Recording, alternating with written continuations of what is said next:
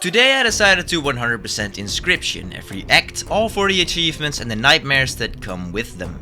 We will face dark forests, abandoned cabins, twisted puzzles and opponents who will do anything to stop us. We will go 8-bit, play a cyberpunk version, sacrifices will be made, choices will hurt, but at last. Kaycee's mod, a brutal hard mode that punishes every single mistake. It shows no mercy. There will be victories, there will be failures, but failure isn't an option. Please come with me on this journey through 100% of Inscryption.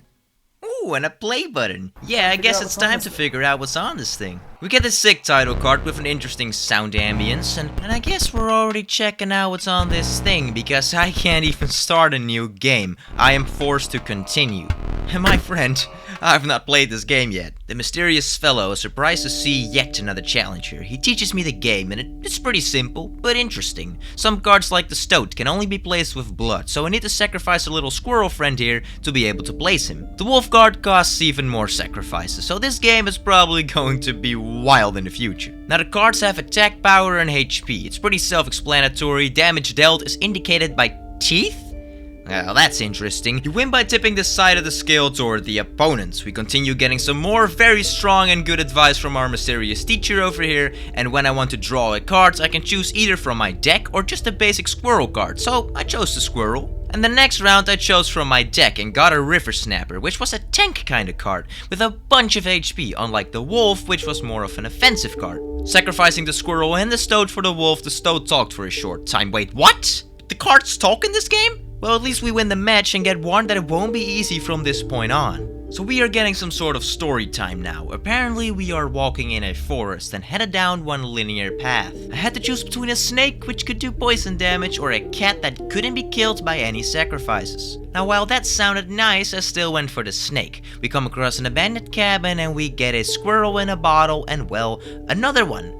And a pair of pliers, and not really being sure what they can be used for, I can apparently lay them on the scale or something. Oh, anyway, 3 items are carrying limits, so we have to head onward. And our first real battle. The Stoat talks to us and tells us to just play along for now. Really weird this game is. As I play, we come across the first flying type card. These cards don't attack my cards and instantly go for the teeth to tip the scale on my side, which is not good because it does 2 hit points. Anyway, I beat him pretty quickly and move onwards. Once again, 2 cards to pick, one that becomes stronger after 1 turn on the board, and the other, well, can fly, so I chose the Sparrow. But we come across a stone where we must sacrifice a card. I chose the Adder and then choose the Stoat as its healthy host, because, well, he asked me to. Now the Stoat does poison damage. Our next battle's with an active totem. It inscribes his canine cards with the airborne sigil. That can't mean anything good. The Stoat is pissed at him for making him suffer through his little card game, but my friendly Stoat, I can't help you. All I can do is play along, you said it yourself. Anyway, things were not going so well. So I used the pliers and holy shit!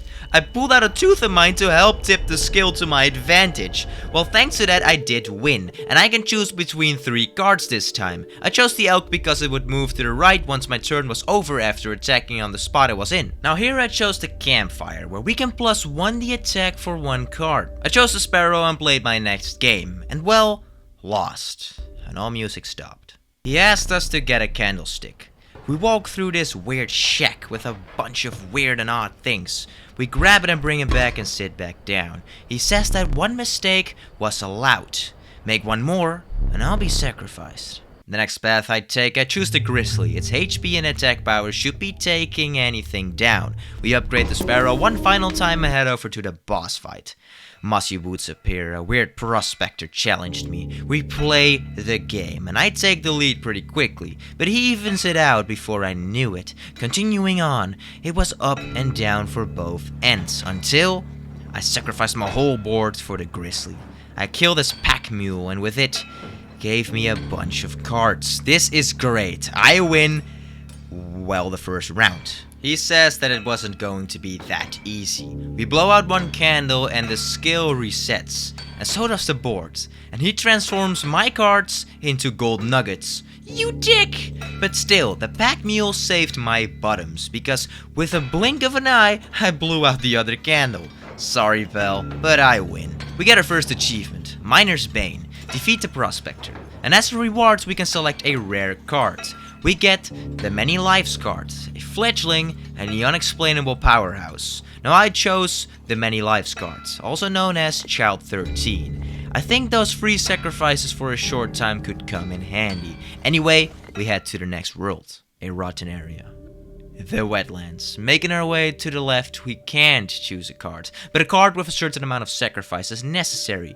I went for 2, a nice in between, and got a river snapper. Not really what I hoped for, but it shall do. Here we must put an ability on another card again. I thought that what if I make my grizzly unsacrificeable? I mean, he won't die quickly and he packs a punch. This is a high risk, high reward situation, but I'm all in for it. In our first battle, the toad starts yapping again and we have an enemy totem against us. This fight was far from easy. I also learned that 2 flying cards against each other still make them attack the target player. But thanks to the wolf, I was able to take back control and quickly won the match. Since I won with more teeth than necessary, he wanted to reward me, but he says that the trapper may be interested in my spoils. Who the hell is the trapper? Well, here is the trapper. He gives us a free pelt, and with 5 teeth I bought a wolf pelt as well, and moved on towards the backpack. We can choose between a plier, a harpy's bird-like fan, which makes all cards attack if they would have the airborne sigil, and a pair of scissors where I can cut up any cards. I'm not sure how that could be of any use, so I chose the pliers. Then I got a bottle with a black goat yielding 3 blood and got an emergency squirrel. The stoat makes a FNAF reference for some bloody reason. We once again play a match and, well, lost, so I should really focus a little more. Here I chose the mantis, which attacks 2 sides at the same time, and gave that power to one of my wolves. Now, the next battle almost got me killed again, but the grizzlies saved my ass big time. Here I chose the skunk because an opposing card would lose 1 power when facing it,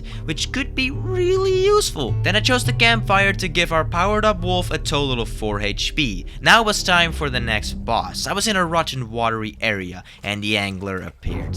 While trying to read his sigil cards, I accidentally pulled my tooth out, so that just happened way too quickly and it was not my intention and felt really wasted, so I had to focus. I blew his first candle out without a problem.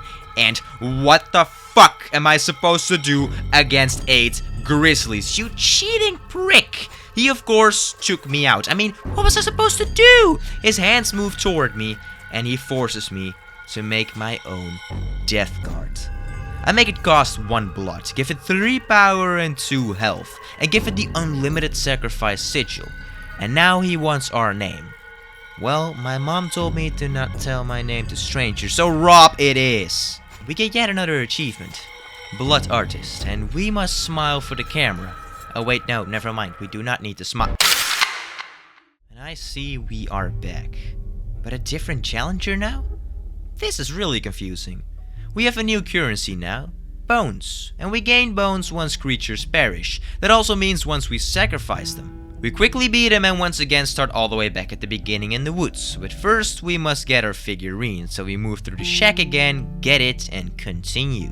We choose the unkillable cockroach. Once it dies, it comes back into our hands. Here I chose another plier and we play another match. Very simple and straightforward, but he gives up. So we don't win, he just surrenders. Sure, why not, you pussy? Here I chose Rob with a many life sigil, but then I realized I can stand up whenever I want. He has no problem with it, so as long as I just don't touch his stuff, I can walk around. And there is a safe over here, an interesting whatever the fuck this is, and a wooden statue in a cage, and, well, simply said, a bunch of weird random odds and ends. Probably nothing too much to be worried about. And a clock that we can manually turn on numbers 1 to 12. Anyway, we just carry on. We put the Mighty Leap sigil on my wolf and fight our next opponent. The stoat goes on about being in the rulebook or something. Whatever, pal, whatever. We play the game once again and he just surrenders again once I get the upper hand. He isn't all too competitive now, is he? I get this rattler card and the wolf's HP up by 2 and play my next match. Now the stoat starts going on about a passcode. Dude, what is your problem, man? This guy can't actually be serious, right? Anyway, thanks to Rob, I demolish the match and get the grizzly cards. I upgrade the opossum's power and head back to the prospector boss. Since I did not die once this time, he does blow out my candle, but I get a smoke card. So hee-haw, here we go once again against prospector. I let my smoke card get killed for 4 bone tokens. Within 2 rounds I take down his first flame. He turns my cards into gold nuggets again, but we do not get the bone tokens from that. Now sacrificing my board once again, I place my grizzly, get this pack mule, take the rest of his cards down, and will simply beat him. He relights our candles and we get to choose a rare card. I chose the pack rat because once played it will give us a random item as long as our bag isn't full. We once again enter the wetlands, but I want to hold off for just 1 second. The Stoat was talking about some code in the book, and well, look at this! 273 with some sort of safe icon right next to it. Could it really be? No way, it is. 273, we get the innocuous insect achievement. I probably said that wrong. He's scared and says that this madness of a game must end. But all I see is a key, and knowing one thing about keys is that they open up things. Of course I tried a mysterious door that sadly does nothing, but this little hole looks perfect for it, and well, it is. Opening up a weird puzzle thing, I put them all in one row and it opens up, giving us a skink card. Now I had no clue what I was doing with the second puzzle, just placing blocks here, placing some there. It kept saying 1 out of 5, and so I slowly went from site to site, started from 0 and built my way up number by number, from left to right. But that did not work anymore already by the second row, and so I randomly just got 4 out of 5 with just this setup. Fiddling around a little more, I solved it, getting me 2 more cards, the worker and the queen ant. Oh yes, great, 2 more puzzle rooms opened up for us. Once again, trying to make sense of it, I constantly got 3 out of 5 or 4 out of 5, and I had no clue what I was doing. I eventually solved it by switching around the stones in somewhat logical orders. But it gave us the caged wolf with a whopping 6 hit points, and the final puzzle constantly getting 2 out of 5 and 3 out of 5. I just fiddled the left one up and got 5 out of 5. There's probably some logical puzzle solving to this, but I'm an idiot and I just went messing around. I have no clue what I was doing. Anyway, we find a wood carved squirrel that is useless if we haven't met her. Who the fuck is her? Anyway, let's just go back to playing the game, shall we? Enough Scooby-Dooing around for now. I chose the beehive because once it is attacked, it hands us a bee card in our hand. Since my backpack is full, this rat hands me another pack rat, and the bug and the stoat apparently know each other. That again is pretty interesting. And this match was also a piece of cake. We head towards a cave with a strange beast lurking within. I have to pass its trial. I had to gamble if the next 3 cards were going to show me 3 sigils, 5 bones, or 4 blood drops. I chose blood and sadly lost by just 1 blood drop. After that, I got myself another pack rat, and in the next match I saw the power of the beehive. The bees do not cost anything, no bones or blood, and they fly, making them quite useful cards. So yes, we beat them pretty quickly and carry on. This time I chose a 3 blood card and got a powerful moose buck. I upgraded Rob's health and played yet another match. I pretty quickly got to play the grizzly, and while being on the loser's edge I completely regained all control thanks to my placements. Here I chose the Raven Egg and boost the Rattler's health by 2, and we start the boss fight. We get handed the smoke cards and we're gone fishing. Now this prick steals my card with his hook, and now is using my stoat for his beneficial use. Shit, this might get out of hand, but as I almost went down with 1 more tip on the scale remaining, the Rattler saved me and I used the squirrel to my advantage by making this dumbass fisherman hook onto that. Now using this strategy, he couldn't use his flying idiots anymore. I was 2 steps ahead, every move, and with every little bit of simple brain usage, his first candle was out. And this time, he doesn't spawn 8 grizzlies. He plays by the rules. Now let's see who wins this, oh shit. The buckets had quite the surprise in them. I might have a problem here, and not a small one either. What am I going to do? God damn it, I might be screwed. I'm pulling out 2 of my teeth. This most likely couldn't even save me. It was simply just over.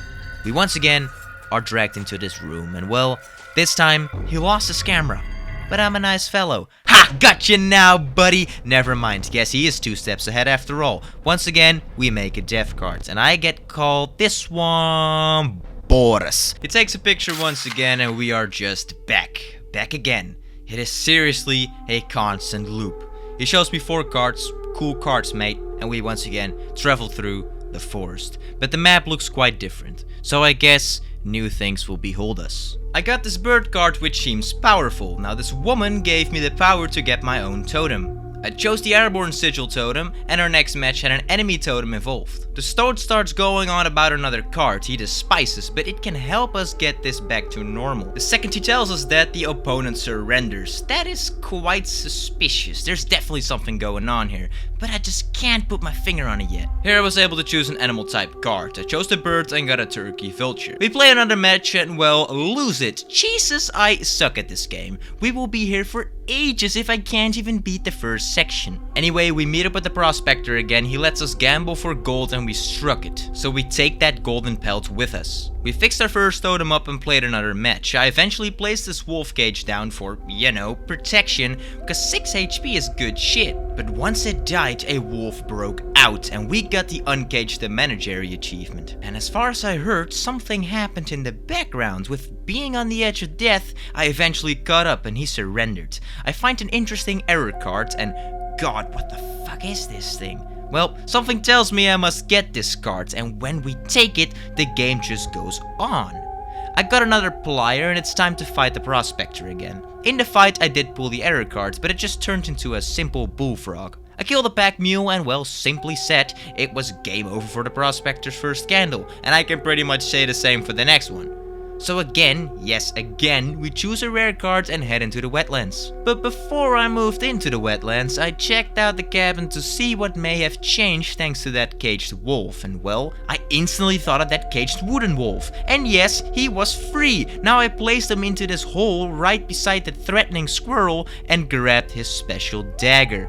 What to do with this dagger, I have no clue. So we head onwards once again throughout the wetlands with some interesting matches. And I mean, with that, losing the first one and the second one, so I was going all the way back to the beginning again. But first, I made my wonderful death card, which was free with insane power, basically a bloody cheat card, and I named it 100% in the name of I'm going to 100% this shit and not die on the second fucking level. Now my eyes bloody die again, and this time I was locked in. Making my way through the woods again, I was thinking instead of doing, and well, I had beaten a prospector with no problem. Now we choose a rare card and once again need to go through the wetlands. This time we encounter an outpost where I could trade my pelt for one of these cards. I chose the magpie and continue on.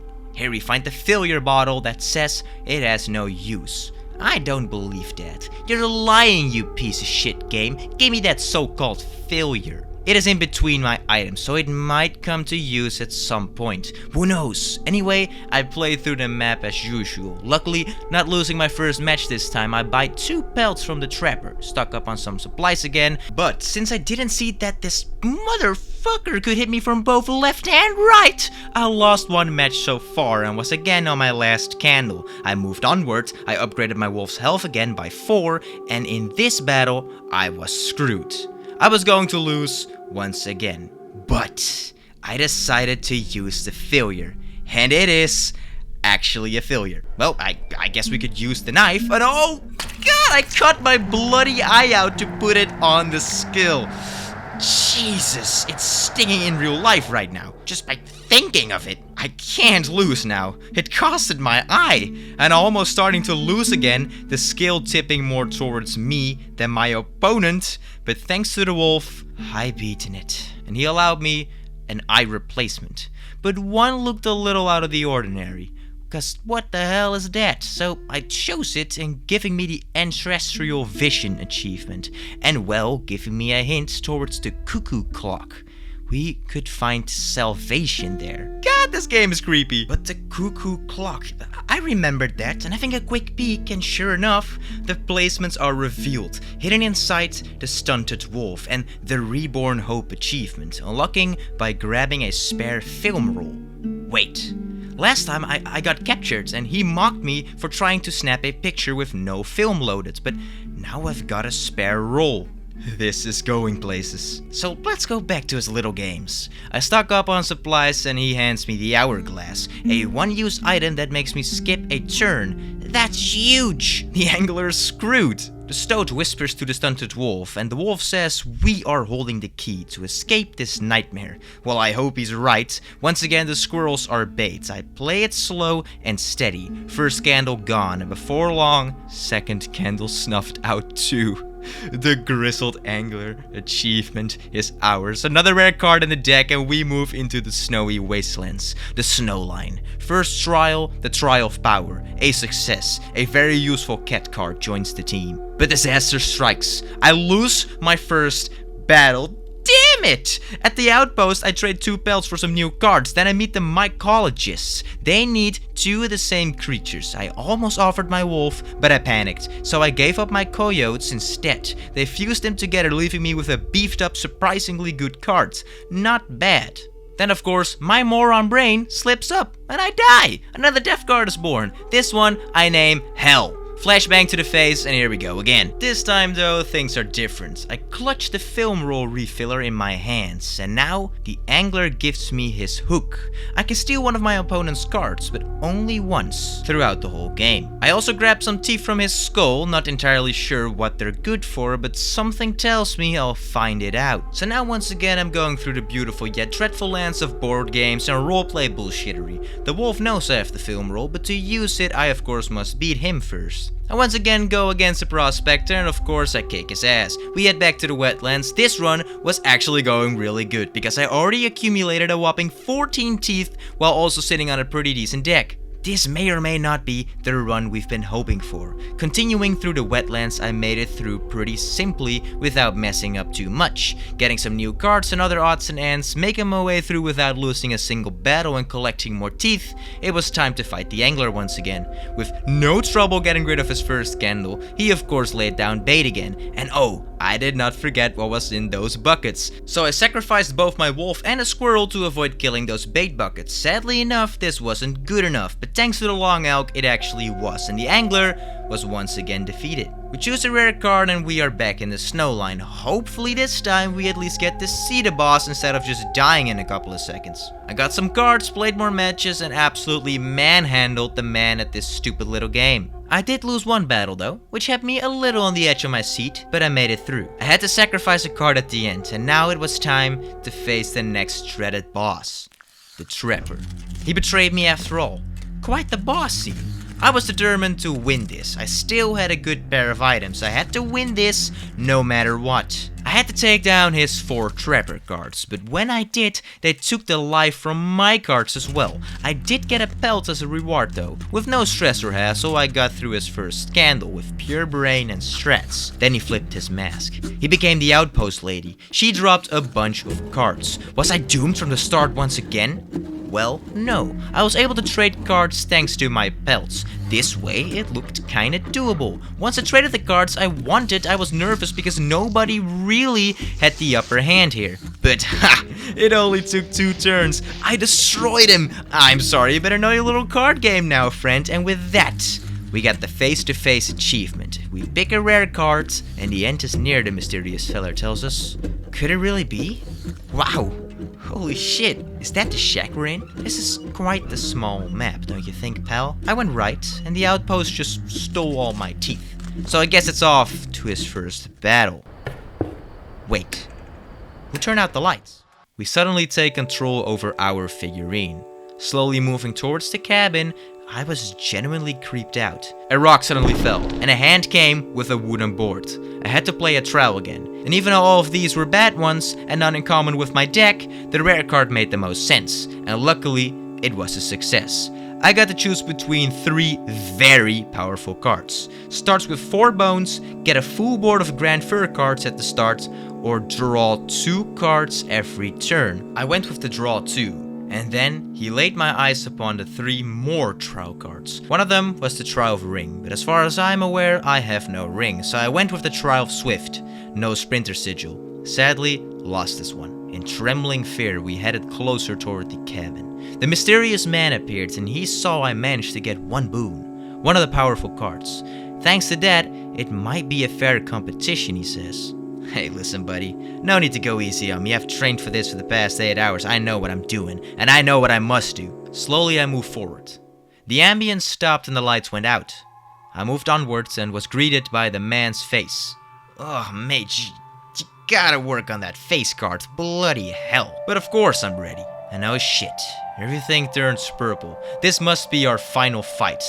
This motherfucker pulls out another candle, giving him 3 lives. You cheating prick. I place my first hand and he turns into the prospector. Mate, I swear, if you turn my cards into golds, and god damn it, he turns my entire board into gold nuggets. I had the best opening of my life, and he goldifies it completely. This is gonna be tough. He angles my long elk as well, and I was 1 tip away from death. Luckily, his next move wasn't too spectacular, and I saved myself just a tiny bit. Next was the trapper, so I allowed to trade 1 of his cards. I got an elk, continued playing, and officially had my moose buck on board, killing his Uriaoli, our biggest obstacle, and with that, I took his first candle. But what? My own cards, my custom-made cards were betraying me. Now, 100% was going to deplete us to 0%. With a flying 7 out of 7 sigil, what the fuck am I supposed to do against this? But then I remembered the angler's hook. What if I made it fight for me? But I can only hook it once, if it's in the playing field. So I had to do enough damage first so that 7 hits wouldn't take me down. But if I placed a card there, I couldn't hook him in. So there was only one option left. I cut my eye out to be able to survive 1 hit from 100%. But no, the gold nugget was in the way. This has to be a joke. I was a dead man. My own death card betrayed me, and it was game over. Now this death card was about to suck on my nuts. I gave it the worst possible attack and called it eat ass, because that's what he could absolutely digest after this baloney bullshit. So once again, we have to play through the whole goddamn game to have a chance at beating him. So yeah, I played through the woods again. First thing I did though, I stood up, poked around the cabin a bit, and hey, got this flower pot from the painting. I stuck it in a cage with the wolf and sat back down to keep playing. Back into the woods, beating enemies, stacking upgrades, and building up my deck. I snagged the Squirrel Wrangler achievement because I actually did damage with a squirrel. Immediately after that, I stomped the Prospector and moved into the wetlands. Same loop as always, collect, upgrade, get strong, except this run, I died early. Made a garbage death card, back to the start. But then, 100% showed up. He came to rescue me! That had to be fate. If I lost this run, I wasn't just a failure, I was done. This was it. I was going to beat him. So off I went, pack rats, teeth, upgrades, the usual grind. Then, disaster. I was gambling and ended up killing my stunted wolf. Absolutely brutal, dead serious, this game just doesn't hold back. But I kept pushing, fighting, gathering teeth, heading into the Prospector again. No surprises, I stomped in and moved into the wetlands, this time with 18 teeth in my pocket. If that trapper showed up, I was going to clean him out. Everything was going my way. Deck stacked, cards upgraded, confidence soaring through my veins. When I hit the angler, folded him like a cheap taco. Free win. I even got my trusty long elk back. This was my run. No question. Then I finally hit the trapper. Jackpot. Since I'd beaten him before, belts were cheaper this time. I walked away with 8 golden belts. Any outpost now was an instant robbery. But then I got cocky. Too cocky. Had to use my knife to survive. And it shook me. Confidence gone. Focus slipping. And yeah, you guessed it, I blew it. Completely. Screamed at my screen like a lunatic and had some of the best cards possible, and I still managed to throw. Now this time my death cards were horrendous, easily the worst ones I have ever made, so I went with Reginald. I decided to play a little less risky this time, choosing my cards extra carefully. I thought I was smart in past runs, but now I had my eyes everywhere, way too focused, and I was not, and I mean not going to lose again. I was sick of this man's little games. I beat the Prospector and headed into the wetlands, took some risks, tried some trials, and, well, walked into some riskier paths. Eventually, I made it to the angler, and after a few decent decisions in my life, I was ready for him. 100% came by for the rescue, and that gave me actual faith. I just couldn't lose this time. God damn it, no, it shall not happen. Victory would be ours. So I wiped the angler across the floor and moved on to the snow line. First, I traded my pelts for cards. I had gathered 4 gold pelts, which got me all these rare cards. Come on! It's physically impossible to lose. I even strengthened my cards and built one hell of a deck that would surely get me through this once and for all. And even though I put up a good fight, I wasn't strong enough. Once again, I died. Now, I was contemplating my life choices right now, because later on we need to do Kaycee's mod, which is like not over-exaggerated, 90 times harder than the base game. So, wondering if this game was even built for me, I made another death card, and well, yeah, you're watching this video, so you know exactly what decision I made. I quit. No, of course not. I went through it all. Yes, yippee-yi-yay. The fisherman dude who loves eating fish. Yippee angler guy losing my mind and sanity. Everything. Profanity. Saying random words that rhyme at this point. You know what? I'm gonna tell you another fun thing. A little fun fact about the chinstrap penguin. Did you know that the chinstrap penguin sleeps 10,000 times a day? Yes, I'm dead serious. They take these little micro sleeps, and scientists say that adds up to about 11 hours of sleep daily. These naps help them balance rest with demands of guarding their nests and eggs in massive colonies. Basically, they stay vigilant against predators while still getting their sleep in. Did you know that? Well, I hope you didn't, because now this video is officially somewhat useful to your day-to-day life. Because of course I'm expecting you're watching this video from Antarctica. Anyway, we're back in the snow line. Got some good sigils on my cards, bought a whopping 5 golden pelts from the trapper, plus a wolf pelt for good luck. And hey, why not grab a rabbit pelt too? I upgraded a card and then hit the outpost and absolutely ransacked it. Time to fight the trapper. His first scandal? No problem. Though it cost me my powerful wolf cup. Then came the outpost lady. With only 2 wolf pelts, I definitely didn't have the upper hand, but still, she was no match, which meant I was once again able to fight the main man. But first, our rare card. Exhaling a lot, practically hyperventilating, I had to win this. With 1 gold pelt left, I decided to place a sigil on a different card. I slapped the 3 blood sacrifice onto my Gek, and once again, it was time to face my biggest fear. I ran to the table and had to put my faith in winning his stupid trials to gain the upper hand. First, I chose the rare cards again, and won, choosing 2 drawable cards. Next, I picked the ring trial. I didn't have any flight or underwater cards, but I did have a ringworm in my deck, and apparently that's what I needed. And holy shit, I passed both trials. This meant I could now draw whatever card I wanted. There's no more RNG involved. I practically couldn't lose anymore. Wow, this was going to be it. He was impressed by me, getting both of his boons. Put me to death? Yeah, buddy. No, for real this time, things will be different. Things shall be different. He cheats again, of course, with his 3rd light. But this time I'm stronger. If he would want to beat me now, he need 8 lights. Being able to draw my cards is a god's gift, though his mantis gods were annoying as hell. Even mid-match, we were dodging the angler's hook and trading with the trader. His first scandal was already nerve-wracking, but I pushed through. 2 older challengers appeared, but thankfully it wasn't 100% who showed up. These ones were pretty weak, fully in my favor, and even though I ran out of squirrel cards, I still got his 2nd candle down. And then silence. The music stopped. This damned moon, he mutters. Yeah, I guess you could say that. Wait, what? What do you mean? Wait, what the fuck? A 40 HP card. Bro, are you okay? This man actually placed the moon on the board. My eyes could not believe it, but hey, it did 0 damage. I dropped my strongest card. The wolf cup took his HP down to 24, and he didn't really react. You're screwed, pal. The moon is nothing against me. With my deck, I rang the bell 1 final time and destroyed the bloody moon.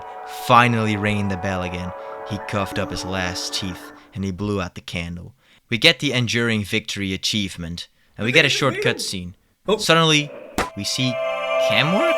Actual real-life footage, and what in God's name is this? Turns out this guy makes pack opening videos for a game called Catch Monsters. He just casually opening booster packs, bragging about rare cards, and then he pulls out some old packs called Inscryption. Okay, well, that makes sense. Except for that the cards look nothing like Inscryption cards we've been using. He opens up another pack that looks resealed, and one of the cards has coordinates written on it in pen. Weird as hell, but the guy doesn't care. He just goes to the coordinates alone at night with a lamp and a shovel. The video cuts off weirdly, showing some glitchy error sequence. I spammed the spacebar hoping to catch something, but it was just noise. Luckily enough, the guy didn't die. Turns out it was just his battery dying. He keeps digging, feels something down there, and pulls out a floppy disk labeled Inscryption. He buys a floppy disk drive because who just has one of those lying around, pops it in and starts playing the game. And wouldn't you know it, It's the exact Inscryption game we've been playing. He does exactly what we did at the very start of this journey, and that's all there is to see. So we stop browsing the footage and get presented a cake that looks like shit. He wants us to dig in, but I think I'd rather dig my own grave than eat this turd with a candle on it. He gets a little annoyed by it and wants us to follow him, having to stand in a designated place. Oh, seriously? This place again? But wait, hold on. I have that film roll. I grab the camera, load it up, and he attacks me, but I take a picture of him, and all that's left of him is a cart. And a new game icon, making a really loud noise. Having nowhere else to go, I enter it. And it leads me to a dark area. I walk around, but I find nothing left to do. But since I grabbed a new game icon, maybe if I leave to the start screen, and yes, I can start a new game. Loading up some sort of floppy disk, I get the renewal achievement and get introduced to the scribes. We get an odd backstory in an 8-bit style, and one day a challenger arrived. That challenger is us. Now we can choose a starting deck, and I was thinking and looking through them, but kind of, because I couldn't actually see the cards that I would get. So I chose Leshy's. Why? Well, because he was the mysterious man we just defeated in the first act of the game, so it felt right to take his mind and idea behind the card game. So right now I'm wondering the same thing as you. What in God's name is this? Anyway, I explore this little village, and I see the old save code again, 273. But first I open a treasure chest and I'm granted a card pack, a beastly one to be exact. It gave me some cards and well, they looked familiar. That's a good sign, we're most likely still playing the same game, but now in 8-bit. Here we meet Leshy in all of its glory. He says we must return to him once all of the beasts are defeated. I find the save, try 273, and to my surprise, it actually worked. Inside, I grab a stinking pile of meat. After observing the area for just a couple of minutes, it was obvious. This is the same shack we played Inscryption in before. Even the 4 drawers are here, with the puzzles again! I completed the puzzles once more by being an extremely good gambler. Another pack, even more gambling, another pack, gamble, gamble, gamble. Anyway, I carry on, I was able to drop a piece of meat here and take a picture of this doggo. Then I figured out by pressing tab, I could edit my deck of cards. I built my deck and carried on exploring. I fought against this fellow and yeah, we're kinda playing Pokemon now, and I love how it's animated in the retro style and how the dialogue is given. It's like you're playing an old colossal cave adventure type of game, but with imagery, of course. Anyway, I can't just draw squirrels, so when my deck doesn't give me any squirrels, I'm pretty much screwed. So I lost my first battle already. Anyway, next round I actually start with squirrels and I cooked my friend. He hands me a pack and I get some new cards, add in my deck and we move onward. I take a picture of this bucket of bait. With it, I can take a picture of the shark. After that, I fight the angler, it was easy, so I trap this little rabbit, sorry wabbit, and I take a picture of his body. Get some new cards added to my collection and head back to the cabin to fight the trapper. And after failing once, I take him down and move on to fight Leshy. But first I added my deck. Once that's done, Leshy's fight is up ahead. And well, it kinda went like, what the fuck? I couldn't really do much. Anyway, second try he just starts flashing my cards away. Okay, buddy. Anyway, I get stupidly expensive cards again and once again lose. So I quickly added my deck and this time he's screwed. We start off strong, but that wasn't enough. Damn, this guy is tough to beat. But the next game I get the perfect hand and beat Leshy. Or well, so I thought. He has a second face. He hands me a handful of pretty good cards, if I'll say so myself. But he has a grizzly up ahead. I pointed it and, well, it was killed instantly. Sorry Leshy, but victory is ours. With 5 excess damage we beat him. And a light starts to shine on its scribe. And we get the Avenging Druid's achievement. And we get some new cards. And suddenly, our battery is low? This robot enters the room. He shows us his face and it's the Toad and he says we'll never see it again. He calls Leshy a beast and walks away. Further on I grab this clover, I find a salmon card and talk with these dudes. Click this tentacle, which didn't do much, but we continue. And now we enter an eerie graveyard area. A scary location to say the least. If I want to test my skills against this lady, I first must prove my wits. I need to discern which tomb marks the final resting place of her lovely ghouls. I find another card pack, pick up these weird epitaph thingies, and fight this guy. I click the clover to see what it does. It refreshes my hand, which could be really useful because sometimes I get the worst of the worst cards. So with no problem beating him, he says his name, which is a recognizable one. I click this well twice and get a drowned soul card. Having beaten Kaycee, we get one of the 3 tombstones, so we head to the next fight. And it wasn't really that hard, but screw this dumb dog, man. We beat him and get to the last of the 3 fights. I beat him quickly and get 2 more card packs. I walk into this mirror and we are no longer a robot. I have a little fun with it, and this funny looking man is quite astonishing to me, so we made him our main protagonist for our story now. To open up these tombstones, I need to get all the names and dialogue correct, so I talked to all three and figured out what happened to them, etc. It was pretty easy, so I solved the puzzle. I had proven my wits, and she is confident I won't defeat her. Ha! Guess we'll see, ma'am. Thanks to the adder's poison, we take the dumb hound down in our first hand. She writes it down and says it shall return. Well, God, I hope not. And there it is. Now facing quite stronger cards, I may have a major problem here. Every card I kill, she writes down and resurrects next turn. I tried hard, but lost. So I updated my deck since I got so many new cards and tried again. This time I had the best start of my life. Could this still go downhill? Yes, very much so, but we shall try again, and again, and again. But this time I was once again off with a banger start, or so I thought. So I eventually beat her, but Jesus, she has a second phase. She deletes all my cards, but luckily I had developed a brain and she could eat a dick. And the first shrine starts lighting up and we get the doomed necromancer achievement. We get some new cards and what? The game shuts down, we get another Camworks. Our battery is fully charged and the videotapes are once again back. The content creator, who of course was playing the Inscryption game, sends a message to the creator of the card game Inscryption. In the email he asks what happened to the game since there are no records about it and he feels like it has been professionally made. He sends the email and in the next tape he makes another video asking his audience about the Inscryption video game. He doesn't want to go into details too much to not get in trouble. He hopes there is another person in his audience that knows about the game. But he has another question he wants to ask, but before he could, the video cuts off in an eerie, scary way, showing binary code as subtitling. His next clip shows that he gets a reply from the company and they say there's no official release about the game. He must send it over to them since it will otherwise be considered stolen because it has no licensing. He is, of course, in shock, as he likes to imply with his very subtle word choice. The next clip is an error clip, and then the company that made Inscryption, GameFuna, a woman working for it, came to his door yesterday, but he didn't answer. This time though, he will, but he will record it. She asks about the copy, but our friendly YouTuber lies and says he knows nothing about it. She of course isn't stupid, I mean his face is literally on the internet. Carter isn't too happy about it and he ends the clip once again with his favorite catchphrase. I also kinda like that word. The next clip is an error and the same goes for the last, but before that one, he makes another card pack opening video. He's opening packs from the Secrets of Legendaria, but he just physically can't. We close Camworks and we will continue our journey. All the way to our left we meet the outpost lady where we can buy some card packs. I grab some new cards and run into this fella again, but he needs me to have 2 of those skeleton farmer guys. Since I only have 1, we can't help him out. So I grab this monocle in a wizardy tower and read a piece of paper.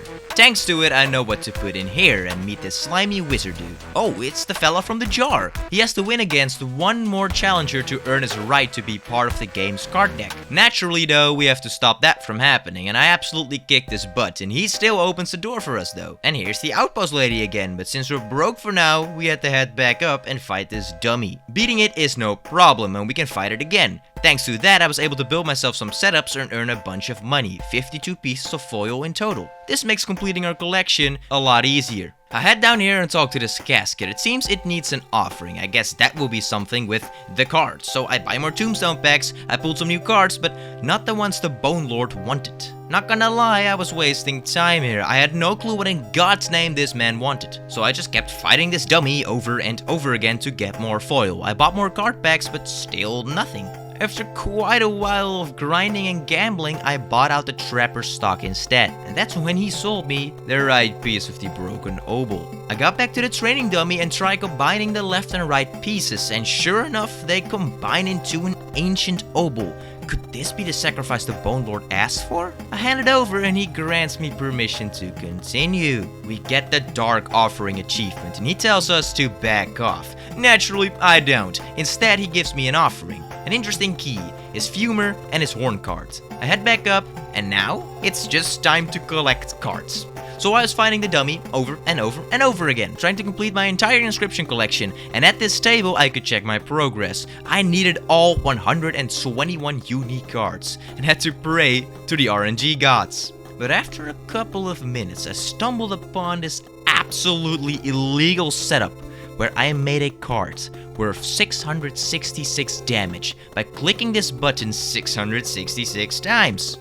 With that, I of course earned a ton of foils, but also the Devil's Play achievement. With all of those foils, I fed my gambling addiction while also chasing the cards I needed for the weird two-faced dude to unlock some secret cards. So I gambled, combined cards, and after quite some time I managed to piece them all together and got another key.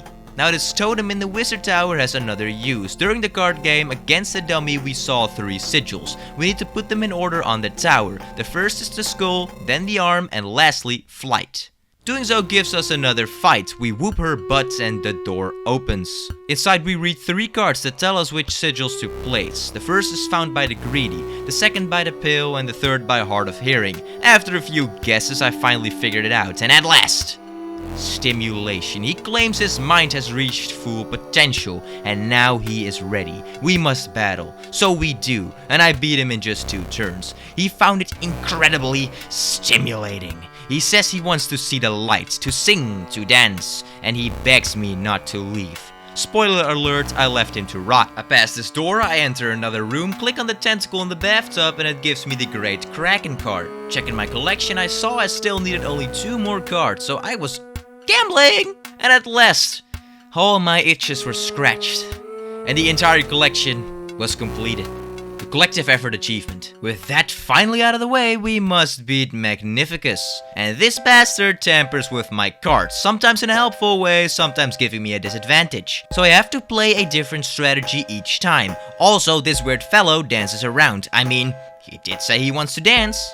So this dude was no cakewalk, and I definitely did not beat him my first try. My next match defending against his cards wasn't too hard, but actually dealing damage felt impossible until I made him run out of cards, and then I finally had the upper hand and pushed into his second phase. He brushes his own cards, but it didn't help him too much. Well, that was until he still managed to defeat me. At that point, I had to plan out a bigger deck for this one. With my new deck ready, it was time to try something different. I headed back to the training dummy to level up my Ouroboros. Yes, this card can actually be upgraded by sacrificing it over and over until I run out of cards. After doing that, I was finally able to take down the boss and light the next shrine. That means only 1 shrine remains. We get the Wizard Mentor achievement and the man disappears. We get 2 useless packs and then it's off to the final boss.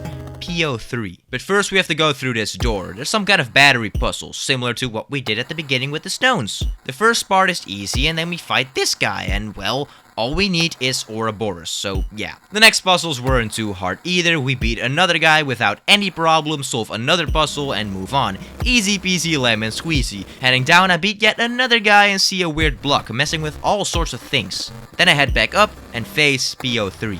Now his first phase cost me 1 move, but he's no fool. He copies my Ouroboros, and that is not good.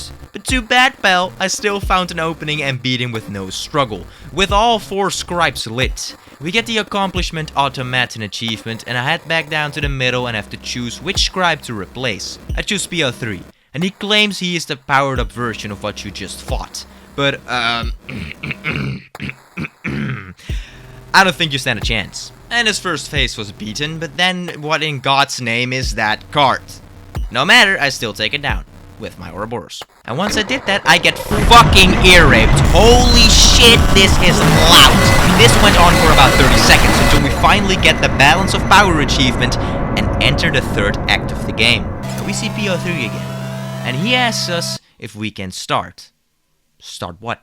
I need to beat 4 Uber bots, and just like that, we're back at the original style Inscryption gameplay, but now in a hologram form. And there are 5 lanes instead of 4. PO3 shit talks Leshy, and we also get a new way to play. Now we play with energy, and also new cards with all sorts of different sigils. There's the Sniper sigil, which lets you choose which card you want to hit across all active lanes. We've actually seen some of these cards' designs earlier in the game. Anyway, we beat the first battle and continue the journey. Once again we can choose paths, and the same process of picking cards starts up again. I was still trying to understand all the new sigils as I made my way toward the next battle. Before going in though, I found this vessel that could recharge my energy for one turn whenever I needed it. The next fight wasn't easy, but I managed to push through. I walked around the landscape and grabbed a new card and explored until I found this station where I could apply sigils to my cards. I gave Shieldbot poison and then continued toward the next battle. A three-way fight. The sides were blocked by bridge rails, which was pretty funny because I realized I could break them with my hammer. Didn't really need to though, since I beat him quickly and easily. I reached my first waypoint, which recharged my items, tried to get up, but this time that wasn't possible. I went left, picked up a pelt because we need 5 of those, and then visited a shop. These items were crazy expensive, and since we're broke boys, I couldn't afford much. So I headed right instead and got into another battle, breezing through it, but now I had a bounty on my head for winning too much. Seriously? Great, just great. Bounty hunters might start chasing me down. I grabbed a new card and went into another fight, where I got introduced to Maxime Wilken, and damn, this guy was powerful. He's one of those bounty hunters that shows up during your main battles. Thanks to him being such a goddamn powerhouse, I lost, and boom, just like that all my money was gone. I got sent back to the last waypoint and my bounty was luckily cleared.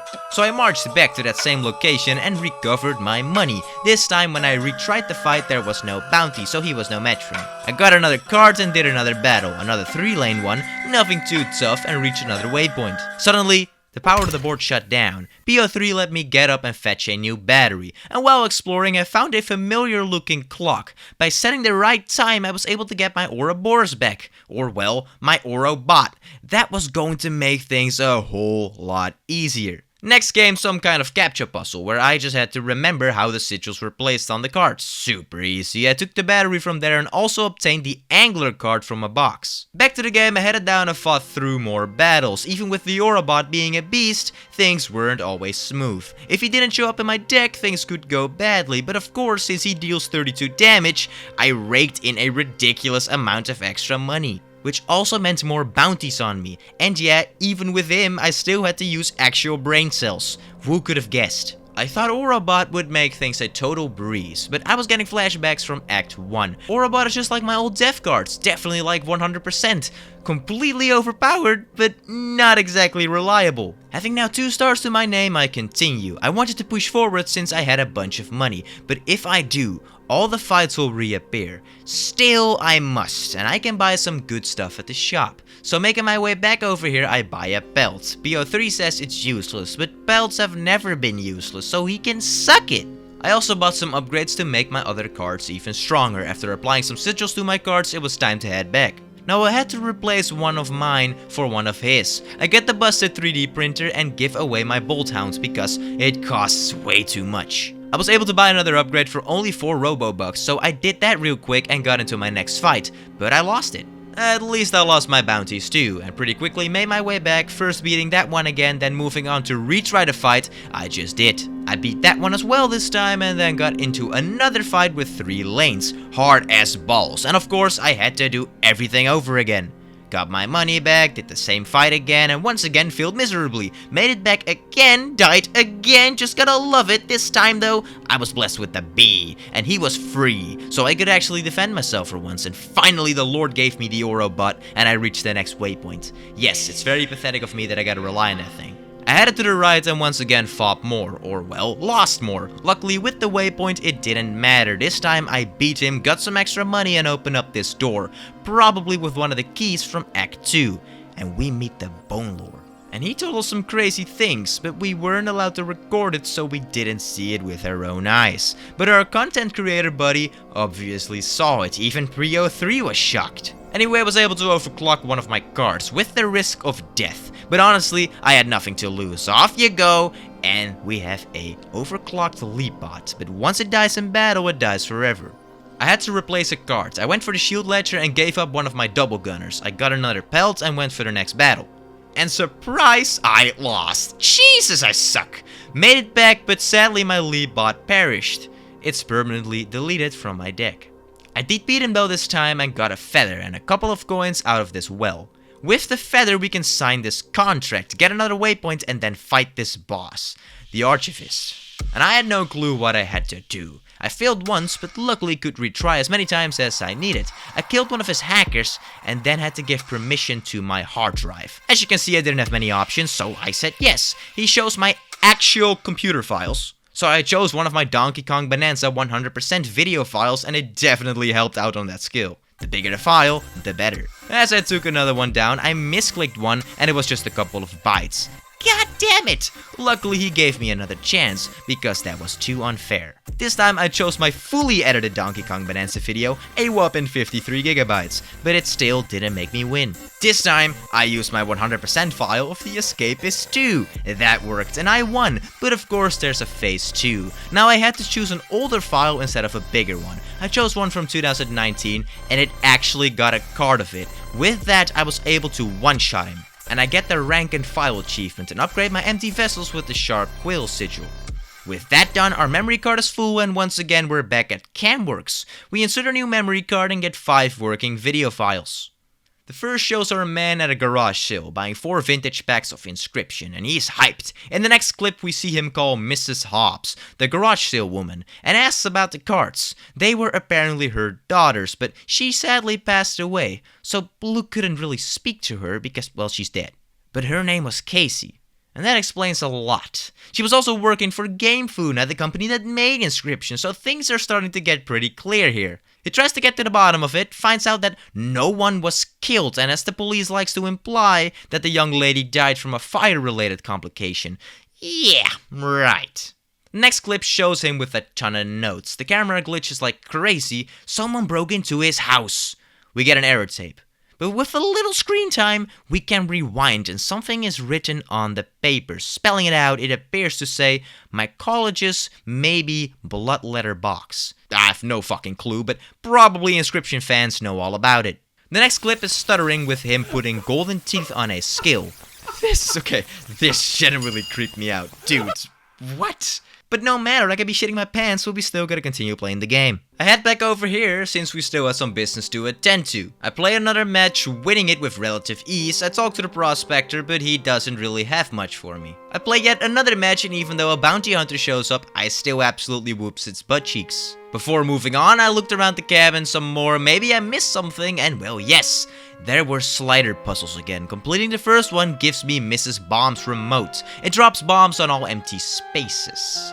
Not sure how that could be any help.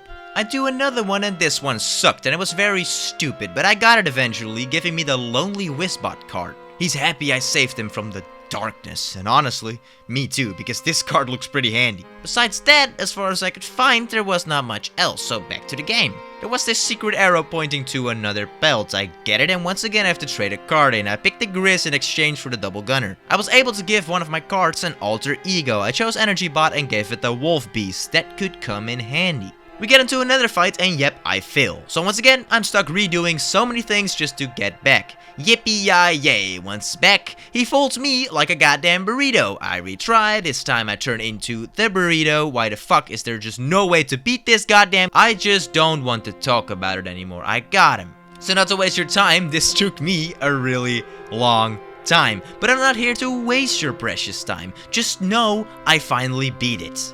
And we got a goddamn waypoint. With the biggest smile on my face, it was time to head to yet another boss fight. So let's beat this boss. I'm so done with this. So we fight the photographer and we can take a photo of the board and literally reset it into an empty board anytime. So the first phase was quite a breeze. In the second phase, he places a bunch of fire down. I still take a picture so we can keep our aura bot. But honestly, it wasn't even necessary. We beat him with our second hand and we get the essence capture achievement.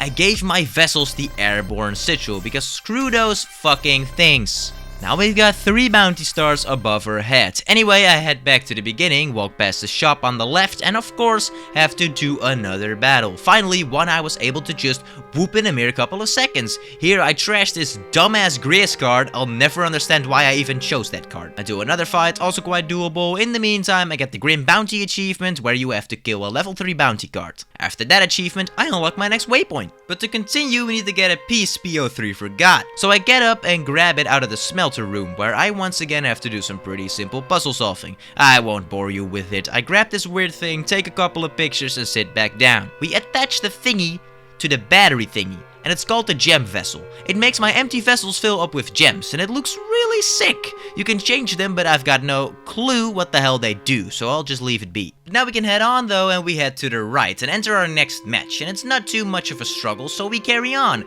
onto a Gemifier, where we can gemify a card. The green one will increase its health, the orange one will increase its power, and the blue one will lower its cost. You get all three on your cards, but you do need to have a gem on the board for it to actually work. And I also gemify my shield bot. Here is once again a secret area where I can catch another pelt. I also upgrade my sentry drone and grab this weird file that shows an old picture someone took on June 6, 2006. It's about one of the first cards L packed in the Aqua Romance card game. Very odd. Anyway, I enter a radioactive sort of zone, and I must recharge this thing before it explodes. It's a race against the clock. I only get 6 turns, so every single one must count. But there was no trouble. I fully charged it before he even knew it. Here, I once again have to trade a card, so I traded my busted printer. And then once again, another match. And we must win, because we haven't had a waypoint in a really long time. But lucky me, I absolutely folded, my friend, and then got us another waypoint. I turn on the satellite thing in the shop, and I buy this lamp thingy or something. It shows 4 AM written in blood. Well, thank God it isn't 3, right? I also removed the sniper bot since there's no use for it, and definitely not for its cost. I upgraded our shield bot and continued. The next battle had me a little nervous though, because of this extremely powerful bounty hunter. But yeah, no, sorry, I'm stealing the show now. I gemify energy bot and play yet another match. It was once again nothing special, so we beat him and get another waypoint. Sweet! And up ahead is yet another boss. Or, oh no, wait. There's no boss for this level. Or, well, it's our job to paint a boss. We can create our own boss. Oh yeah, look at that motherfucker. But not only that, I also need to set a special game rule. Scrolling through all of them, I thought that every time my turn starts, all cards take 1 damage. Sounded like a cool, good rule. And this rule was clearing out the board consistently in the beginning, which was really nice. Thanks to that massive help, I got through the first phase with ease. For the next phase, we once again make a rule, and this time I went for every time a card dies, all cards take 1 damage. And phase 2 was also beaten in just 1 turn. I get the Painter's Servant achievement and give my empty vessels the extra battery sigil. So what we're gonna do now is head back to Western Botopia, and this area is now opened up. I once again find a strange photo of me and Elle, taken on June 9th, 2006. This game gives me the creeps, man.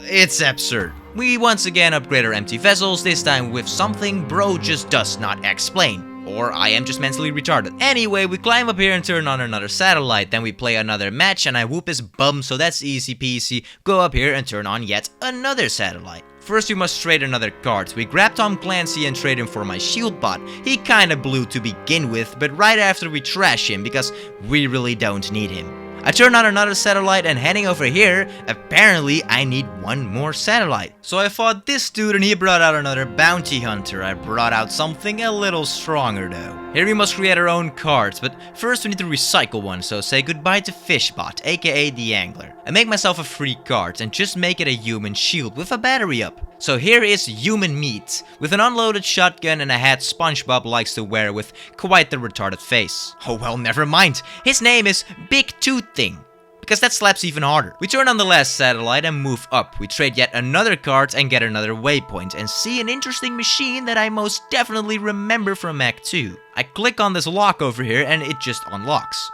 But not just anything. The door to our left. And we meet this odd floating hat. It's the Outpost dude, and he loves pelts as we all know, and we can now of course trade all 5 we just collected. But I have no clue what all these cards mean and do. It's a bunch of old data lore, and it's things that I just don't understand. Apparently the devil created the code. So just like this, I've been pretty clueless this entire run, so if you know some fun facts about the game, let me know in the comments, because this shit is complicated as hell, but I'd love to be informed. Anyway, after all 5, we do get the Forgotten Lore achievement. Back at the table, we twist this thing a bunch of times. It makes a funny noise, but that's about it. So we play yet another match, and I realize how stupidly powerful my deck had become. Like, goddamn! I got yet another upgrade for Big Tooth Thing, of course, because he just looks as handsome as me. Give him some credit. Here's once again a beautiful countdown, and yeah, it was absolutely no trouble. We could build yet another character, but to be honest, I'm quite happy with my deck, so I'll pass. I also turned on this satellite, and thanks to that, we can now turn this thing. PO3 says this is his least favorite boss. I don't know if that's good or bad for me, but it sounds good, so I guess we'll see. We fight Golly. She wants to explore the web with us. She connects to the internet and places a mole with an actual picture of a mole. Okay, that's actually kinda cool. We play as usual, but once I attack her mole, she gets a signal. And she invites my fucking Steam friends. Alright, how about some goddamn privacy, ma'am? And keep your hands off my browser history. I'm dead fucking serious. Anyway, she plays even more of my friends, and then someone tries to send me a card.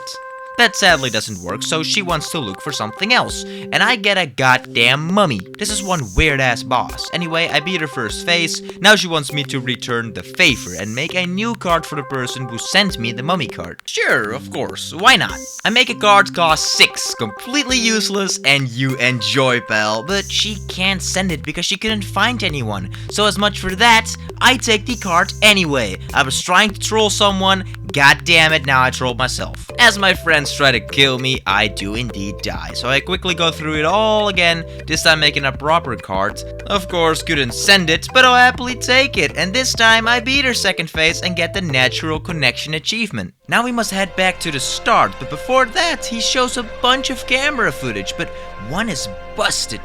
We check it out, and this computer is connected to the internet, and we say we are not a robot. We go down somewhere, and the screen turns black. Candles are lit. And we are at the Great Transcendence. Or maybe not. We must provide a distraction for this so-called bot. We must defeat some half-baked boss. Do we though? Or are we just insisting on something? We let PO3 feel the joy. The candle goes out. We return, and he doesn't like that we didn't fix the camera. He says none of this will matter after the Great Transcendence. But as far as I'm aware, that's not gonna happen, pal. We go to the center of Botopia. He yaps about the journey we went through, and we make it back to the very beginning. Luke sees himself. He's the faulty one. Because he finished the game off. He finished one of the bosses. We gave access to our hard drive. He took screenshots for the store page to sell the game. And thanks to the internet, he could upload it all. We are the ones that messed up. Even if it all gets wiped out, he already has thousands of copies online. Once something is on the internet, it's there forever. And as he uploads the game, there's someone behind him. PO3 breaks. It's them again. Grimora, the dumb bitch, deletes the Inscryption files. What are you doing? The whole game gets deleted. We fall into the water. A bunch of errors and data things pop up. We get the murder achievement. After that, we put all the names into the tombstone. We celebrate the end of Inscryption with yet another board game. We approach a character and play a different kind of game. She says that somewhere deep in the Inscryption files, there is something even more evil. And as I play this skeleton Inscryption, I beat her once. She knows it's Luke, and also knows he did research on Kaycee. But she says it's best not to say her name. We head forward and do yet another boss fight. A pirate one. But not really, because all the files are already being deleted. I grab her hand, and she's deleted. But Leshy is yet to come. He wants to play just one more game. We have the same deck we had before. And as I play my second hand, the candles already disappear. I lose, but it doesn't matter. It already disappeared. We don't have to keep score, he says. We're just playing for fun. He says once he gets deleted, it's over for him. But it appears I will live to see another day. He wants to play more rounds, and as we play a little longer, even the bell disappears. All the cards disappear. It's time. Goodbye, my friend. Good game indeed. We shake his hand, the screen deletes a bunch of files again, and we are in a white void. That acts as Act 2, and everything around us gets deleted. He asks why I don't just eject the disc. He has foreseen it. He says he wants to play one more game, but a weird one as well. We play this wizard game. Both of us with 400 HP, but the numbers start glitching out. He paints a picture, it's the moon, but it's all being deleted piece by piece, and as we continue playing, not much happens until he starts glitching out as well. My cards start disappearing and my second digit starts glitching. Shortly after, everything just slowly disappears. The whole game is falling apart. More digits starts glitching and the whole game just disappears, and he crawls towards us to shake my hand. But he is deleted. And we get the dramatic finale achievement. And we are back, being the Act 2 character. We see the carver get deleted and we enter this disrupted card once again. getting my eardrums blasted. We unpack the old data. We see Luke destroy the game, and as he starts trying to give info to the police, the woman from Game Funa returns and shoots Luke in cold blood. With that, credits roll. And holy fucking shit am I confused, but insanely amazed by this game. And as the credits roll, I did start to realize that we are far from done. We still need 13 achievements, and most of them need to be obtained in Kaycee's mod. And I have to be honest with you, I also don't know what that means. So let's find out. But first my game crashes. So I boot it up again, and once again, cam works. I chose 10 out 11 and it just plays us the original Inscryption game again. Well, that's no problem, because in this one we still need to get 2 achievements, Gruesome Encore and Role Reversal. And I won't bore you too much with it. So I got the Gruesome Encore achievement by first buying a bunch of rabbit pelts and eventually combining them twice. I get this really weird cutscene out of nowhere because, I don't know, the game just likes to show some more bullshit. Now I have to go all the way back to the angler fight, win the fight, then do that again, and once I went through all of that, definitely having done it in one try and not dying like 8 times, that did not happen, my stoat was too strong and killed his first face. And you know what that means? I couldn't fucking do it, and I was really fucking pissed, and I was doing this shit for almost an hour, and fuck me. So once again, doing the same baloney bullshit, and I finally died one more time, but after that death, I let him take my stoat, and I took it back and got the Role Reversal achievement. This really shouldn't have been this hard, and you've got to realize I need 1 more achievement and then we're heading to Kaycee's mod, where we need to get 10 more, and those are the hardest of them all. And with my skills that can go well. I still needed to get the Agonizing Remorse achievement. For that I had to go all the way back to the Archivist boss. Getting there wasn't too much of a struggle, though this time I didn't have my OP Oro bot anymore. The first part of the boss fight was never that difficult, so once I made it back to the Archivist, I prepared the file called Precious. I beat the first wave, and then in the second phase I let my Precious file die. It got deleted, and when I checked my desktop, it was actually gone. With a tiny ounce of respect, I dragged it into the trash bin and deleted it for real.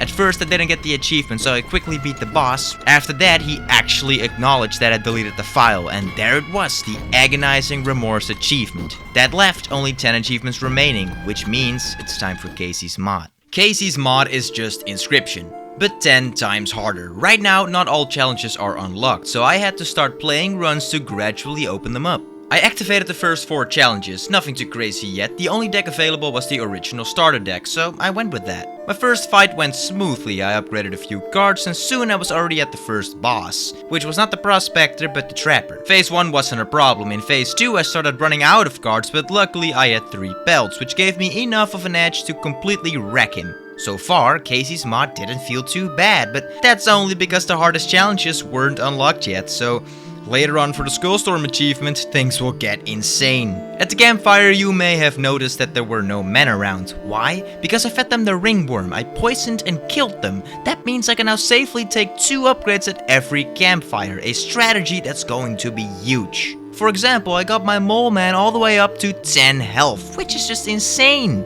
Pushing forward, I faced the Prospector. Phase 1 was no problem, and luckily the same for Phase 2. I grabbed the red cards and carried on, but not long after, I lost my first candle. And then quickly, lost a run. Dying here was actually a good thing, because I unlocked the Rookie Mistake achievement.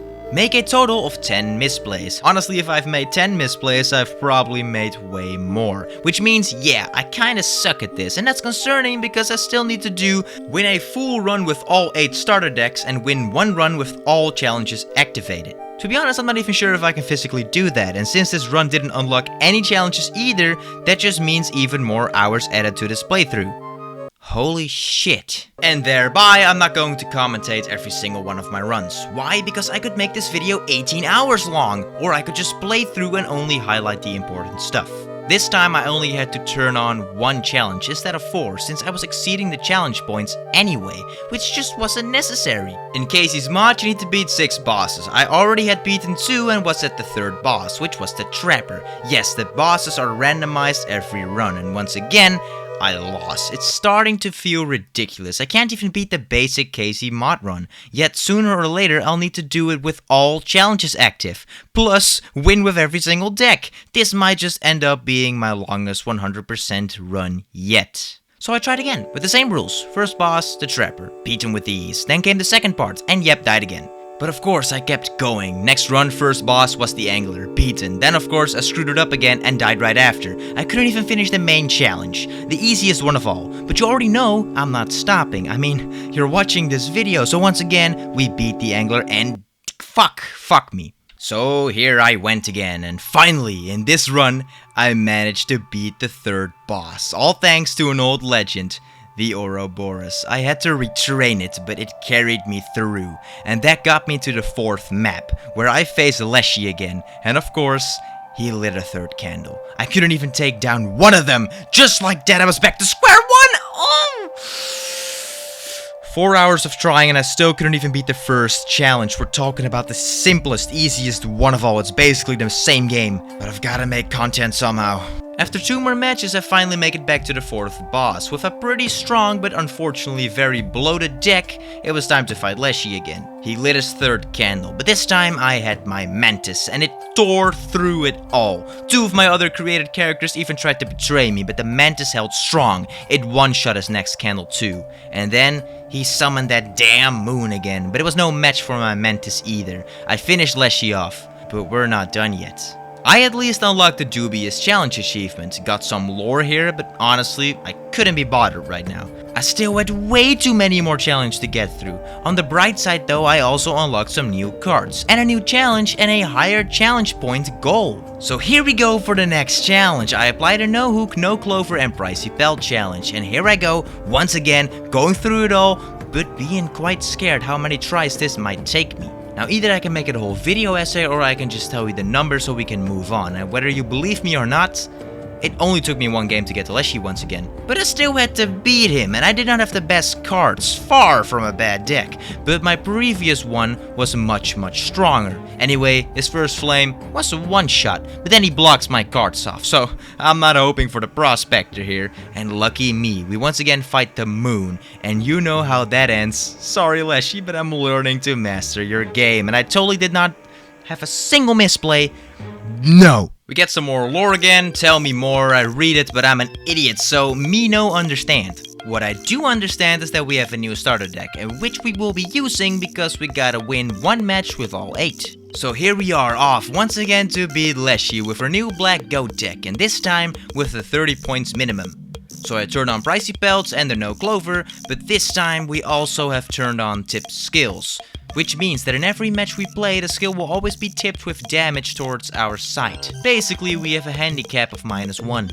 And this time, even with the handicap, I somehow got to Leshy thanks to a deck of strongly powered up black goats. I thought I was just trolling myself, but these motherfuckers, they pack a punch! And after those crazy battles and huge surprises, I once again fought Leshy. And it was quite a tough fight in the beginning, also needing to break open my bone jar and use a pair of scissors. But I did manage. His second phase, once again, full concentration. But my god, I don't know what's been going through my blood. But I had beaten it, and once again, the moon, and well, honestly, the easiest part of the whole fight, so yes! We also got through this challenge, got some more lore, unlocked new cards, and best of all, a new deck, plus a new challenge. So this time I will use the Ant deck and have to get a total of 40 points. So I do the tip skills once again, and I will replace all normal battles with totems. So here we go. And my first battle showed me how powerful the Ant deck can be, but the setup is far from easy, so throughout the game I had some close calls, but by getting a row of 2 to 3 ants, you could make them into powerhouses. So the first boss, the Trapper, was taken care of. With definitely some struggling, I was able to make my way over to the Prospector, our second boss. First scandal, no problem. And why keep you on the edge of your seats? The same goes for the second. And well, in the wetlands, I can proudly say that nothing stood a chance. And without even losing once, I once again met up with the Angler. And he out of nowhere just begins with 2 buckets and places down a great white shark. My man has come up with some new rules or something. These are phase 2 cards, pal. But luckily, once I got through phase 1, the slots reset, giving me the upper hand, and well, spoiler alert, I beat him, so once again, time to trash Leshy. He lights the 3 candles. I let the amalgam attack once, and then I use the mold to block the Mantis and kill his amalgam. My cards turned into gold though, and 2 more amalgams appeared. I was screwed. Nothing could save me from this. And sadly, the run was over. So we have to try once again. Same rules, same deck. Now playing through, I once again really saw how powerful an Ant deck can truly be. Sadly though, I couldn't pass the second boss because I was just getting pretty screwed throughout the whole run. But of course, I try again, and getting an infinite life sigil at the start already brought hope. In the beginning, it was extremely useful. I also got the ant head at the woodcarver. This could be huge! So I found a stupid way of abusing the magnifying glass and the mantis to just one-shot the prospector. And as this was already the second boss, I had very much confidence in this run. As I breezed through, I also beat the final boss, making me face a Leshy once again. I beat both phases in one hit, so once again, the moon. It was a close battle though, because I had strong offensive cards, but they all only had about 1 or 2 HP, so the moon was manhandling them. Luckily, with my last 4 cards, I still made it through. And I had finally beaten the 40 points challenge, giving me the taunting challenge achievement, the 4th entry in the lore thingy, 2 new cards and a brand new challenge. Now since I got no new deck, I'm switching back to the Black Goat deck. For the 50 point challenge, I turned on all totem battles, tipped skills, pricey pelts, and no hook. With that, we shall enter challenge 5. And this is by far my favorite deck. I was breezing through the first and the second map, and the third map had me in a chokehold. I lost my first candle pretty quickly, but I did eventually still make it to the boss. All I had to do, of course, was beat it. And that was no struggle. So once again, Leshy. And I had a pretty good deck on my hands, but it relied a little on luck. If my hand was full of moose bucks, it was an instant game over. The first candle, we got it down before I knew it. The death cards were weak as shit, so his second flame was no match. And to once again not make things too hectic, the moon was also no trouble. So with that, challenge 5 was complete. Some more lore and a very factual one as well. I am indeed addicted to Leshy's Inscryption. God damn. We also get the Mantis God deck, where we literally start with a Mantis God. And we get the more stronger creatures in battle challenge. So of course we will go with the Mantis God deck. For a 60 points challenge, I turn on all totem battles, tipped skills, pricey pelts, and no boss rares. Why that one? Well, because I think we can push through with just the Mantis God by praying for as many high-end fireplaces. The first boss started to become scary though, because starvation settled in. But I just about won thanks to the pack mule. One thing I didn't expect was that I would still get a card at the end. I thought turning it off could save me from getting cards, but Kaycee wasn't stupid. Now, I get a stupid fucking wild bull. Making my way to the second boss was no problem. With the trapper, I did have to sacrifice my Mantis God, but luckily trading saved me and we moved on to the wetlands. And I was doing good. Until the stinky shit smeared all over his goddamn totem and infected all my cards, and even the hook couldn't save me, bringing me down to my last card. Now, and even somehow, I passed this fuck-ass trial, even though I didn't even have a wolf. But he was tweaking on the error card or something, and he gave me even more throwaway cards in my deck. Now, okay, don't even ask me, but I still made it to Leshy. And to my surprise, I had no trouble blowing out his first candle. And to an even bigger surprise, I also got rid of his second. And, well, the moon I don't even have to explain to you. So we had beaten level 6. We get some more lore and unlock a new card, and even a new deck. One that I would never see myself use. But we must win with all 8, so I don't have a choice. We also get a new challenge where we are limited to a single life. And right now, we're halfway through the challenge. So we will try the new deck and reach 70 challenge points. I went for all totem battles, tipped skills, no clover, no hook, pricier belts, and more difficult. Here we go. Once again. Now, to be honest, I wasn't sure what to think of the Kingfisher deck. My honest opinion, wasn't liking it very much. But maybe it'll work. I did beat the first boss and got ourselves a mole man. Now this deck is something else at the angler because we can just dodge the buckets and do some damn good damage. So we beat him and hopefully make this a good run. Now near the end of the snow line, I combined this Mantis God with my Kingfisher. Now this thing became an actual god. If I had it on the board, it was a guaranteed win. One problem though, I had a huge deck. So it needed to land in my hand, otherwise things could get rough. But for the prospector, that wasn't the case. I blew away his first candle with ease and his second as well, without too much of a struggle. So Leshy. If there's one man I'm still afraid of, it is Leshy. But it was over the second we started. I was granted my mole, and with it, I could choose one card of choice. And well, you can kinda guess how the rest goes. His first and second flame were gone with just 2 hands, and the moon was once again destroyed. If there's one mistake I made throughout this run, it was doubting the power of the Kingfisher. We get the lore dialogue for Challenge 7, 2 new cards and a brand new starter deck, which looks very interesting, in a pretty bad way. So for run 8 we will use the new bone deck. I turned on no hook, pricey pelts, tipped skills, all totems, boss totems and more difficult. Now using this deck was quite interesting because I never use bone cards, or at least I tried to avoid them as much as possible. The first boss was the Angler. I got rid of him pretty quickly. Now the big boy Urioli definitely came in clutch sometimes, but besides that 4 blood costing cards, my deck was pretty shit so far. As things picked up though, I met up with the Trapper and he was no match as usual. Somehow we were moving onward to the 3rd map, and I was able to duplicate my Warren, and even though it got a little handicap in its HP, this thing has been saving my ass big time this run, so I hope it would come in clutch in the end. I made it towards the boss and was pretty lucky to get 2 campfires right before it. Pushing my luck, I got plus 4 HP on both as well.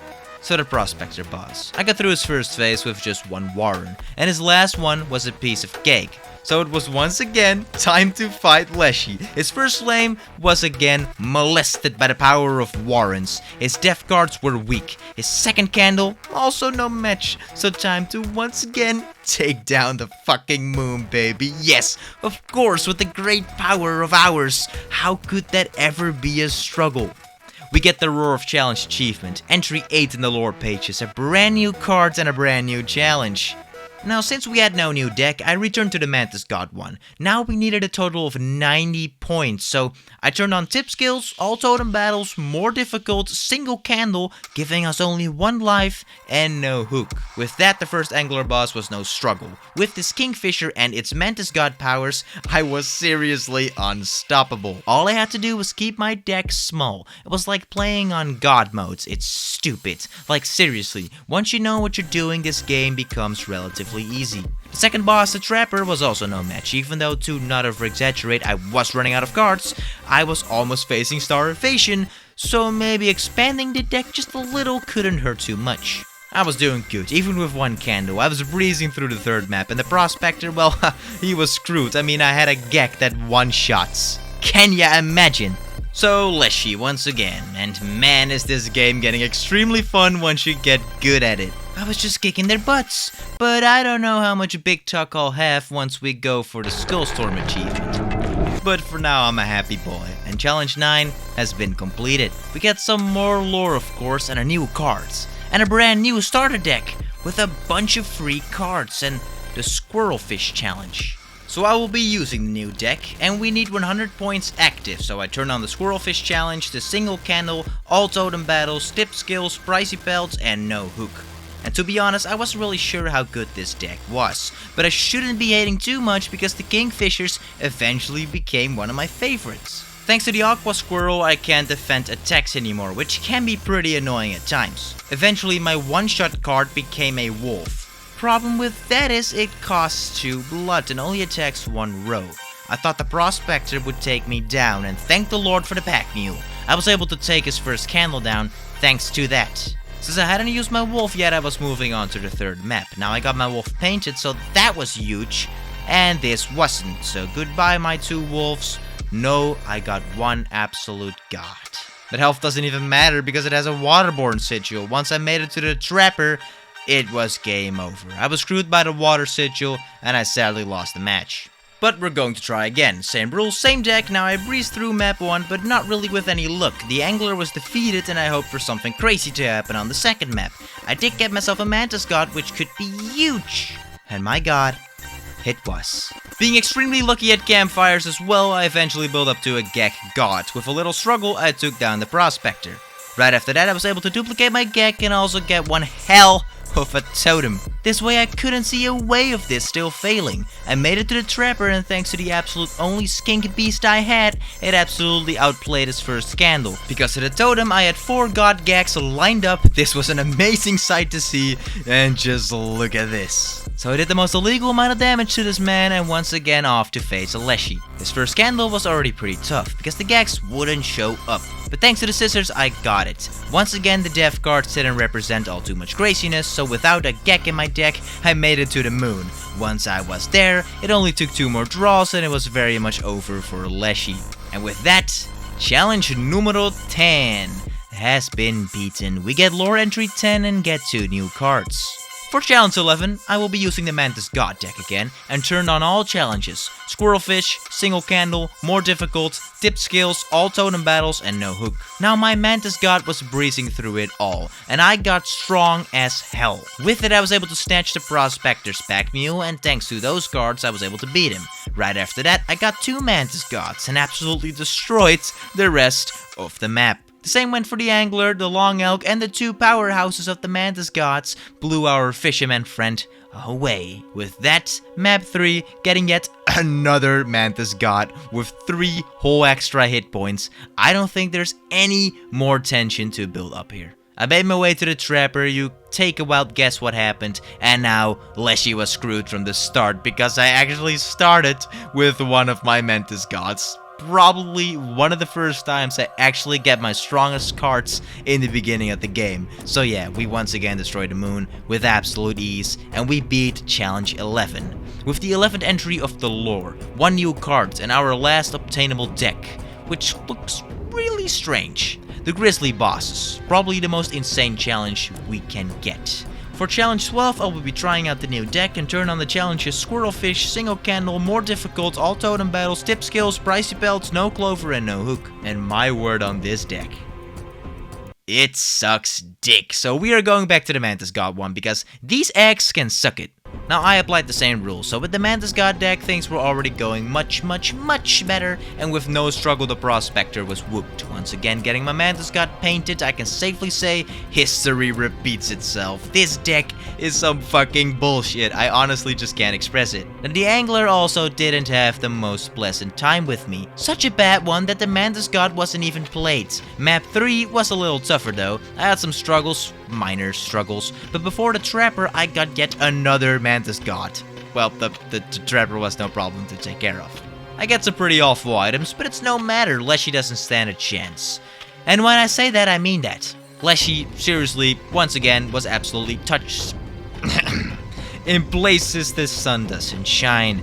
And with that, we get the Rise to the Challenge achievement and have finally, officially beaten all of Kaycee's mod challenges. We get the 12th entry in the story lore, a brand new challenge being the final boss, where Leshy's boss is replaced. So yes, we are not done yet, because we gotta take a brand new boss down, and with all the beautiful challenges completed, we still need 5 achievements. For now, let's focus on the biggest challenge of all, Skullstorm. And I went with the Mantis God deck, and we had to turn on all challenges, no exceptions, no what feels right or what feels wrong, everything is wrong now. This is the hardest challenge in Inscryption. I'm gonna give you a quick rundown on how far I got on my first attempt. I was popping off in the beginning, getting my Mantis God stronger and stronger, but once I beaten the first flame of the Prospector, I got scared to death. Like genuinely jump scared. When he popped out 8 motherfucking grizzly bears. You can guess how hard I was defeated. This was going to be tough. And hard it was indeed. On my 4th run, I gave my Mantis God the Waterborne Sigil and the Flying Sigil, hoping that would make it pack more punches. I eventually got to the Trapper, and of course, couldn't trade for his goddamn bears. And my dumbass forgot that all bears have the Anti-Airborne Sigil, so even simpler set, I had 0 effect on the Trapper's HP. I couldn't even take down his first row of grizzlies. I don't think I'm built for this. So I decided that maybe Mantis God wasn't the right option for this run. I went with the Black Goat deck, I got the Pulling Teeth achievement for pulling out 32 teeth, and right after that I died. Unlike the second battle.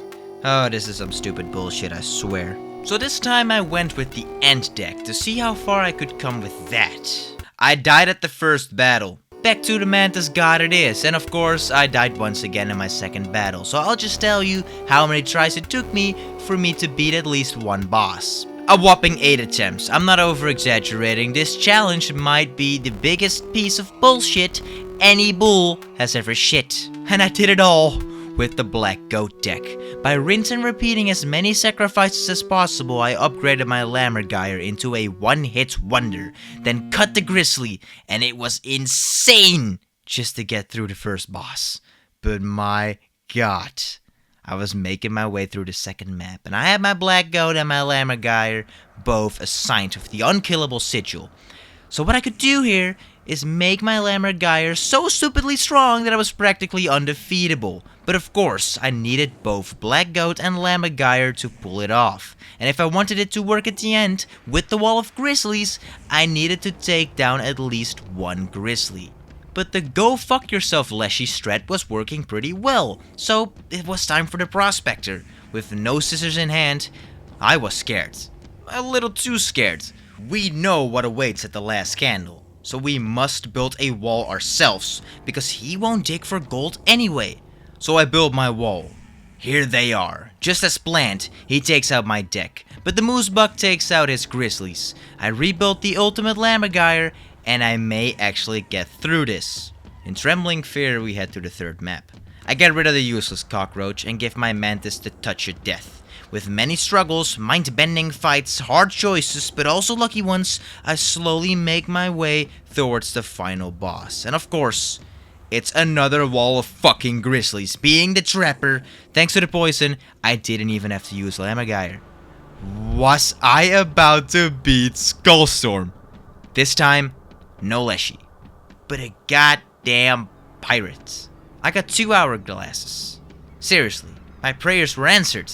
This is huge! A pirate skull. Apparently we're the ones to make his dream come true. To be the scurvy boss upon the 7 seas.